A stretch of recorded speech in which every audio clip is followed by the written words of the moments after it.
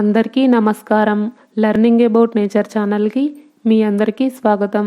ఈరోజు మనం ద్రౌపది ఆర్తనాదాలు విని ద్రౌపదిని శ్రీకృష్ణుడు రక్షించిన తర్వాత ఏం జరిగిందో తెలుసుకుంటున్నాం. విదురుడు చెప్తున్నాడు, అసత్యం చెప్పిన వాళ్ళ విషయం మీద ఒక ఇతిహాసాన్ని వినిపిస్తాను అని ఒక కథను వినిపిస్తున్నాడు. ఒకసారి దైత్యరాజు ప్రహ్లాదుని కొడుకు విరోచనుడు, అంగీరసుని కుమారుడు సుధన్వుడు ఒక కన్యను పొందడానికి పరస్పరం శ్రేష్ఠుడిని నేనంటే నేనని వాదులాడుకున్నారు. ప్రాణాలు సైతం ఫనంగా పెట్టుకొని పందెం కాశారు. ఈ వివాదాన్ని తీర్చమని వారిద్దరూ ప్రహ్లాదుని దగ్గరికే వచ్చారు.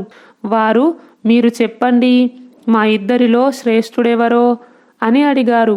ప్రహ్లాదుడు గొప్ప చిక్కుల్లో పడ్డాడు. ఒకవైపు కొడుకు, మరొక వైపు ధర్మం. ఏమి నిర్ణయించుకోలేక అతడు కశ్యపుని వద్దకు వెళ్ళి, మహానుభావ, మీకు దేవతల, అసురుల, బ్రాహ్మణుల ధర్మాలన్నీ తెలుసును.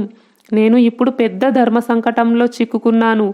ఏదైనా ప్రశ్నకు సమాధానం ఇవ్వకపోవడం వల్లను, తెలిసి ఏదో ఒక రకమైన సమాధానం చెప్పడం వల్లను ఎటువంటి గతి కలుగుతుందో మీరు దయచేసి నాకు చెప్పండి అని అడిగాడు. కశ్యప మహర్షి తెలిసి కూడా రాగద్వేషాలకు గాని భయానికి గాని లోనై సరి అయిన సమాధానం చెప్పనివాడు, సాక్ష్యం చెప్పడంలో వెనుకంజ వేసే సాక్షి, ఏదో ఒకటి చెప్పేవాడు, వీరంతా వరుణుని యొక్క సహస్ర పాశాలలో చిక్కుకుంటారు. ఒక్కొక్క సంవత్సరం ఒక్కొక్క పాశం యొక్క ముడి వీడుతుంది. కాబట్టి నిజం స్పష్టంగా తెలిసినవాడు ఆ నిజాన్ని చెప్పి తీరాలి.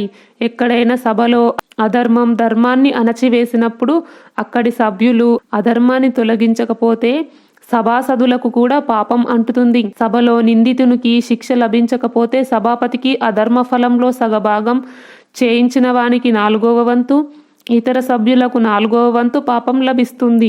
నిందితునికి సగం శిక్ష విధించబడితే సభాపతికి సదస్యులకు పాపం అంటదు. మొత్తం పాపం అంతా నిందితునికే చేరుతుంది. తెలిసి కూడా ప్రశ్నకు ధర్మవిరుద్ధంగా సమాధానం చెబితే అతనికి ముందు వెనుకల 7 తరాలు శ్రౌత స్మార్తాది శుభకర్మలు నశించిపోతాయి. స్నేహితులు మోసం చేస్తే మనిషికి చాలా దుఃఖం కలుగుతుంది. అబద్ధం చెబితే అంతకంటే అధికంగా దుఃఖం అనుభవించాలి. ప్రత్యక్షంగా చూసి విని జ్ఞాపకం తెచ్చుకొని కూడా సాక్ష్యం ఇవ్వవచ్చును. సాక్షి సత్యవాది అయితే అతని ధర్మార్థాలు నశించవు అని చెప్పాడు. సభాసదులారా, కశ్యపుని మాటలు విని దైత్యరాజు ప్రహ్లాదుడు తన కొడుకుతో, నాయన, సుధన్వుని యొక్క తండ్రి అంగీరసుడు నాకంటే శ్రేష్ఠుడు. అతని తల్లి నీ తల్లి కంటే ఉత్తమురాలు. అతడు నీకంటే శ్రేష్ఠుడు. కాబట్టి ఇప్పుడు నీ ప్రాణాలకు అతడే యజమాని. నీ ప్రాణాలను కావాలంటే అతడు తీయవచ్చును లేదా విడువవచ్చును అని తీర్పు చెప్పాడు. ప్రహ్లాదుడు సత్యం చెప్పినందుకు సంతోషించి సుధన్వుడు, ప్రహ్లాద, నీవు పుత్రప్రేమకు లోబడక ధర్మానికి నిలిచావు. కాబట్టి నీ కొడుకు 100 ఏళ్ళు జీవిస్తాడని నేను ఆశీర్వదిస్తున్నాను అన్నాడు. ప్రహ్లాదుడు ధర్మానికి సుస్థిరంగా కట్టుబడి ఉన్నందువలననే మృత్యువు నుండి తన పుత్రుని, అధర్మం నుండి తన్ను తాను రక్షించుకోగలిగాడు. సభాసదులారా, మీరు కూడా ధర్మం, సత్యం తప్పకుండా ద్రౌపది యొక్క ప్రశ్నకు తగిన సమాధానం ఇవ్వండి అన్నాడు. విదురుని మాటలు విని కూడా సభాసదులలో ఎవరూ ఎలాంటి సమాధానం ఇవ్వలేదు. కర్ణుడు దుశ్శాసనుని దాసి అయిన ద్రౌపదిని ఇంటి లోపలికి తీసుకువెళ్ళమన్నాడు. అతని ఆజ్ఞ రావడం తరువాయిగా దుశ్శాసనుడు ద్రౌపదిని ఈడ్వసాగాడు. ఆమె సిగ్గుతో వణికిపోతూ పాండవులను చూచి, ఇంతకు ముందు అంతఃపురంలో నన్ను గాలి తాకిన పాండవులు సహించేవారు కారు. కానీ ఇప్పుడు నిండు సభలో ఒక దురాత్ముడు నన్ను ఈడుస్తుంటే పాండవులు శాంతంగా సహించి కూర్చున్నారు. నేను కౌరవుల ఇంటి కోడలిని, కూతురుతో సమానం. కానీ నన్ను ఈ దశలో చూసి కూడా వారు ఏమాత్రం చలించడం లేదు. కాలం తిరగబడింది. నిండు సభలో ఈడ్వబడుతున్నానంటే ఇంతకు మించిన దుఃఖస్థితి ఏముంది? క్షత్రియ ధర్మం ఎక్కడికి పోయింది? ధర్మపరాయణురాలు అయిన స్త్రీని ఈ రీతిగా కొలువులోనికి తెచ్చి కౌరవులు తమ సనాతన ధర్మాన్ని నాశనం చేశారు. నేను పాండవుల ధర్మపత్నిని, దృష్టద్యుమ్నుని చెల్లెలిని, కృష్ణుని దయకు పాత్రురాలిని. అయ్యో, నేను ఇంతటి దుర్దశకు లోనయ్యానే.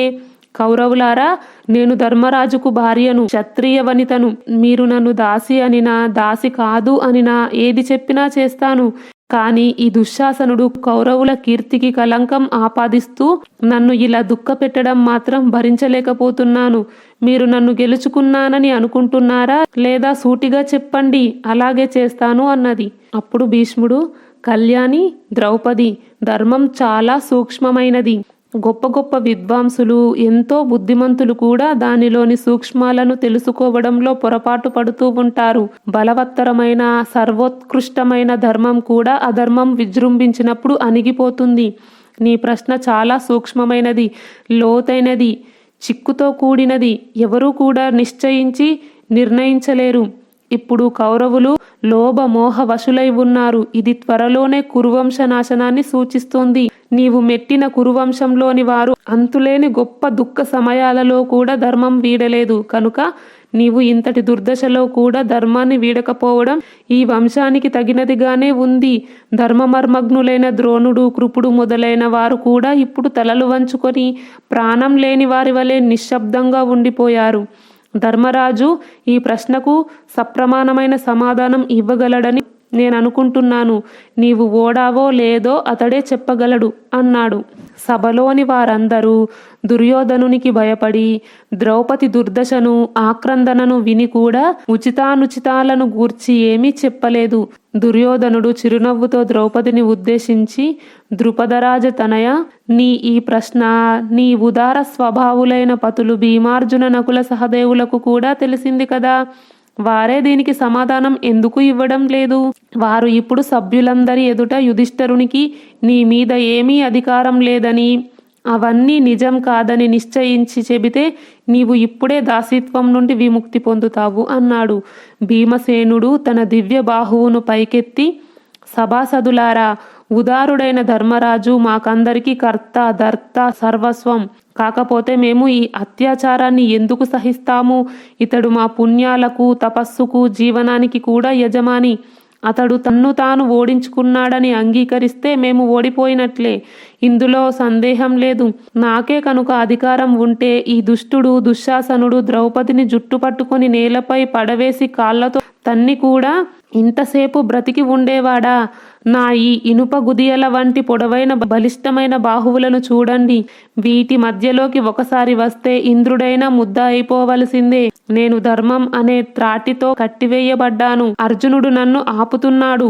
ధర్మరాజు మీద ఉండే గౌరవం కూడా ఈ సంకట స్థితి నుండి బయటపడడానికి నన్ను ఏమీ చేయనీయడం లేదు. ధర్మరాజు సంజ్ఞ చేసి చెప్పినా చాలు, నేను ఈ జంతువులందరినీ క్షణంలో నలిపివేయగలను అన్నాడు. భీముని క్రోధాగ్ని పెచ్చరిల్లడంతో చూసి భీష్మ, ద్రోణులు, విదురుడు, భీమా శాంతించు, నీకు అసాధ్యమంటూ ఏదీ లేదు, నీవు ఏమైనా చెయ్యగలవు అన్నారు. ఆ సమయంలో ధర్మరాజు స్మృతి తప్పిన వాడి వలె ఉన్నాడు. దుర్యోధనుడు అతనిని ఉద్దేశించి, రాజా, భీమార్జున నకుల సహదేవులు నీ ఆధీనంలోనే ఉన్నారు. ఇక నీవే ద్రౌపది యొక్క ప్రశ్నకు సమాధానం చెప్పు. ఆమె పందెంలో ఓడిపోలేదనే నీవు అనుకుంటున్నావా అని పలికి, మదించిన దుర్యోధనుడు కర్ణుని వైపు చూసి నవ్వుతూ భీమసేనుని తలవంచుకునేలా చేయడానికి తన బలిష్టమైన ఎడమ తొడను చూపసాగాడు. భీమసేనుని కళ్ళు కోపంతో ఎరుపెక్కాయి. అతడు సభామండపం అంతా ప్రతిధ్వనించేలాగా బిగ్గరగా, ఓ దుర్యోధన, విను. ఘోర రణంలో భీమసేనుడు తన గదతో ఆ తొడను విరుగగొట్టకపోతే తన పూర్వజుల వలె సద్గతి పొందలేడు అని హూంకరించాడు. ఆ సమయంలో భీమసేనుని యొక్క శరీరంలోని ప్రతి అణువు నిప్పురవ్వలను వెలికి చిమ్మింది. విదురుడు, రాజులారా చూడండి, భీమసేనుడు ఎంతటి భయాన్ని కలిగిస్తున్నాడో. తప్పకుండా ఈనాడు జరిగినది భరతవంశానికి చేటు కలిగిస్తుంది. ధృతరాష్ట్ర కుమారులారా, మీ ఈ జూదం అన్యాయంతో కూడినది. పైపెచ్చు నిండు కొలువులో స్త్రీ గురించి జగడాలాడుతున్నారు. మీరు మీ సమస్త పుణ్యాలను కోల్పోయారు. మీ మతులు, గతులు దుష్టకార్యాలకే పరిమితులవుతున్నాయి. నిండు కొలువులో ధర్మోల్లంఘనం చేయడంతో సభ అంతటికీ ఆ దోషం తగులుతుంది. ధర్మాన్ని నివారించండి. ధర్మరాజు తనను తాను ఓడిపోవడానికి ముందే ద్రౌపదిని పణంగా పెట్టినట్లయితే తప్పకుండా ద్రౌపదిని ఓడిపోయినట్లే. ముందే తన్ను ఓడిపోయిన కారణంగా ద్రౌపదిని పణంగా పెట్టడానికి అతనికి అధికారమే లేదు. ద్రౌపదిని గెలుచుకున్నామనుకోవడం ఒక కల మాత్రమే. శకుని యొక్క మాటలు నమ్మి ధర్మాన్ని నాశనం చేయకండి. అని ఎలుగెత్తి చెప్పాడు. ఈ విధంగా వాదోపవాదాలు జరుగుతున్నంతలోనే ధృతరాష్ట్రుని యజ్ఞశాలలో నక్కలు గుంపులు గుంపులుగా చేరి ఊలపెట్టసాగాయి. గాడిదలు కూయసాగాయి. పక్షులు ఎగురుతూ అరుస్తున్నాయి. ఈ భయంకరమైన కోలాహలం విని గాంధారి భయపడింది. భీష్మ, ద్రోణ, కృపులు స్వస్తివాచకాలు పలకసాగారు. విదురుడు, గాంధారి భయపడి ధృతరాష్ట్రునికి ఈ విషయం తెలియజేశారు. ధృతరాష్ట్రుడు దుర్యోధనుణ్ణి మందలిస్తూ, దుర్వినీతుడా, అకస్మాత్తుగా సర్వనాశనమైపోయావు. దుర్బుద్ధి, నీవు కురుకుల స్త్రీని, అందున పాండవ పట్టమహిషిని సభకు తెచ్చి మాటలాడతావా అని పలికి కొద్దిసేపు ఆలోచించి ద్రౌపదిని సముదాయిస్తూ, అమ్మా, నీవు పరమపతివ్రతవు, నా కోడళ్ళందరిలో ఉత్తమురాలవు, నీకేది కావాలో కోరుకో అన్నాడు.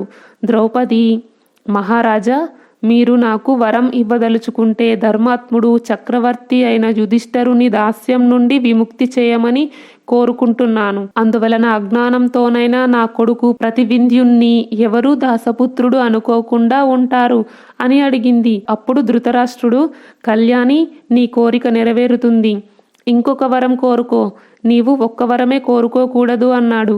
ద్రౌపది రథాలతో ఆయుధాలతో సహా భీమార్జున నకుల సహదేవులు దాస్యం నుండి విముక్తులు కావాలని రెండవ వరంగా కోరుకుంది. ధృతరాష్ట్రుడు అంగీకరించి ఇంతటితోనే ఆమెను గౌరవించినట్లు కాదని మరొక్క వరం కోరుకోమని చెప్పాడు.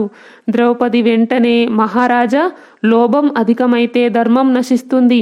మూడో వరం కోరుకోవాలని నాకు ఉత్సాహం లేదు. పైగా నాకు ఆ అధికారం లేదు. శాస్త్రం ప్రకారం వైశ్యునికి 1, క్షత్రియ స్త్రీకి 2, క్షత్రియునకు 3, బ్రాహ్మణునికి 100 వరాలు గ్రహించే అధికారం ఉంది. ఇప్పుడు నా పతులు దాస్యపు శృంఖలాల నుండి విముక్తులయ్యారు. ఇక వారు స్వయంగా సత్కార్యాలు చేసి శుభ పదార్థాలు పొందుతారు అంది. ద్రౌపది తెలివికి కర్ణుడు మెచ్చుకున్నాడు. భీమసేనుడు యుధిష్ఠరునితో, రాజేంద్ర, నేను నా శత్రువులను ఇప్పుడే లేదా ఇక్కడి నుండి బయటపడగానే చంపుతాను అన్నాడు. అప్పుడు భీముని శరీరంలో ప్రతి అవయవం నిప్పులు కక్కుతోంది. కనుబొమ్మలు పైకి లేచాయి. ముఖం భయంకరంగా మారిపోయింది. యుధిష్ఠరుడు అతనిని శాంతింపజేశాడు. ధర్మరాజు తమ పెద్ద తండ్రి ధృతరాష్ట్రుని వద్దకు వెళ్ళి, మహారాజా, ఇప్పుడు మేము ఏమి చేయాలో చెప్పండి. మీరు మా యజమానులు. మేము చిరకాలం మీ అదుపాజ్ఞలో ఉండాలనుకుంటున్నాం అన్నాడు. అప్పుడు ధృతరాష్ట్రుడు, అజాతశత్రు, యుధిష్ఠరా, నీకు శుభమగుగాక. సంతోషంగా జీవించు. నీవు నీ సకల సంపదలను తీసుకువెళ్ళు. నీ రాజ్యాన్ని నీవు పాలించుకో. ఇంతకంటే ఈ వృద్ధుడు ఇంకేమీ ఆజ్ఞాపించగలడు? నా మాటలు మీకు మేలును శుభాన్ని కలిగిస్తాయి నాయన. నీవు బుద్ధిమంతుడవు, ధర్మరహస్యాలు తెలిసినవాడవు, వినమ్రుడవు, పెద్దల సేవ చేసేవాడవు, క్షమాబుద్ధుల కలయికవు. క్షమించు. ఉత్తముడు ఎవరితోనూ విరోధం పెట్టుకోడు. దోషాలు చూడకుండా గుణాలనే చూస్తాడు. సత్పురుషుల దృష్టి సత్కర్మల మీదనే ఉంటుంది. ఎవరైనా వారితో విరోధం పెట్టుకున్నా వారు దానిని మరిచిపోతారు. శత్రువుకి కూడా మేలు కలగాలనే కోరుకుంటారు గాని ప్రతీకారం తీర్చుకోవాలని ప్రయత్నించరు. నీచులు మామూలుగా కూడా కటువుగానే మాట్లాడతారు. మధ్యములు కటువైన మాటలు విని కటువుగా మాట్లాడతారు. ఉత్తములు ఎట్టి పరిస్థితులలోనూ కటువచనాలు మాట్లాడరు. సత్పురుషులు ఎట్టి దురవస్థలో కూడా మర్యాదను అతిక్రమించరు. వారిని చూసి అందరూ ఆనందిస్తారు. ఈ సమయంలో నీవు చాలా సౌజన్యంతో వ్యవహరించావు కాబట్టి నాయనా, ఈ ముసలివాడైన పెదతండ్రిని, తల్లి గాంధారిని చూచి నీవు దుర్యోధనుని దుర్వ్యవహారాన్ని మరిచిపో. ఈ గ్రుడ్డి ముసలి పెదతండ్రిని చూడు. నేను ముందే జూదం వద్దని నిషేధించాను. అయినా మిత్రులందరూ కలుస్తారని, పుత్రుల బలాబలాలు చూడాలని దీనికి సమ్మతించాను. నీ వంటి పరిపాలకుని, విదురుని వంటి మంత్రిని పొంది కురుకులం ధన్యమైంది. నీలో ధర్మం, అర్జునిలో ధీరత్వం, భీమసేనునిలో పరాక్రమం, నకుల సహదేవులలో గురు శుశ్రూష ఉన్నాయి. ధర్మరాజా, నీకు శుభం కలుగుగాక. ఇక కాండవ ప్రస్థానికి బయలుదేరు అని నీతులు చెప్పి ఓదార్చాడు. ధర్మరాజు ఎంతో వినయంతో శిష్టాచారం ప్రకారం ధృతరాష్ట్రుని అనుమతి పొంది తన తమ్ముళ్లతో, బంధువులతో, ఇష్టమిత్రులతో కలిసి ఇంద్రప్రస్థానికి బయలుదేరాడు. వచ్చే వీడియోలో అనుద్యూతము, పాండవుల వనవాసాగమన ఘట్టాలు తెలుసుకుందాం. ఈ వీడియో గురించి మీ అభిప్రాయాన్ని కామెంట్ బాక్స్లో తెలియజేయండి. ఈ వీడియో నచ్చితే లైక్ చేయండి, షేర్ చేయండి. లెర్నింగ్ అబౌట్ నేచర్ ఛానల్ని సబ్స్క్రైబ్ చేయండి. బెల్ ఐకాన్ గుర్తుపై క్లిక్ చేయండి. ఇంతవరకు ఈ వీడియో చూసినందుకు మీ అందరికీ ధన్యవాదాలు. సర్వే జనా సుఖినో భవంతు. కృష్ణార్పణం.